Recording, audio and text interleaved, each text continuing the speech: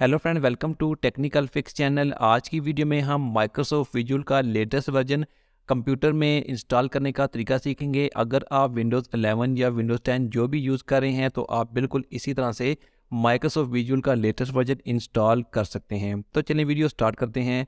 मैं आपको अपने कंप्यूटर में चेक करवा देता हूँ कि माइक्रोसॉफ्ट विजुअल का कोई वर्जन इंस्टॉल है या नहीं। यहाँ पर आप देख सकते हैं माइक्रोसॉफ्ट विजुअल का कोई भी लेटेस्ट वर्जन मेरे कंप्यूटर में इंस्टॉल नहीं है। तो इसके लिए आपने क्या करना है कि सबसे पहले आपने कोई भी एक वेब ब्राउज़र ओपन करना है। ये लिंक मैं आपको वीडियो की डिस्क्रिप्शन में दे दूँगा।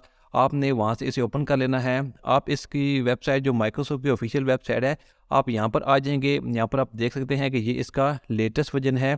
नीचे आपको 32 बिट और 64 बिट के दोनों इंस्टॉलर दिए गए हैं। आपका कंप्यूटर जिस पे भी इंस्टॉल है आप पहले वो चेक कर लें। यहाँ से आप प्रॉपर्टीज़ में जाएंगे तो यहाँ पर आप देख सकते हैं कि जो मेरा कंप्यूटर है, मेरी इस विंडो है, वो इस वक्त 64 बिट पर इंस्टॉल है। तो इसलिए मैं यहाँ पर 64 बिट का इंस्टॉलर ही डाउनलोड करूँगा। आपने यहाँ से इस लिंक का इस्तेमाल करते हुए इसको अपने कंप्यूटर में डाउनलोड कर लेना है।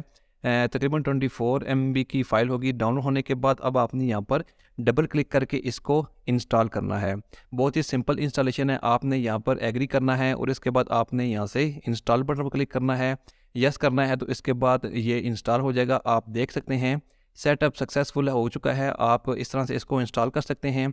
अब मैं आपको कंट्रोल पैनल में जाकर चेक करवा देता हूँ कि इसका लेटेस्ट वर्जन इंस्टॉल हुआ या नहीं।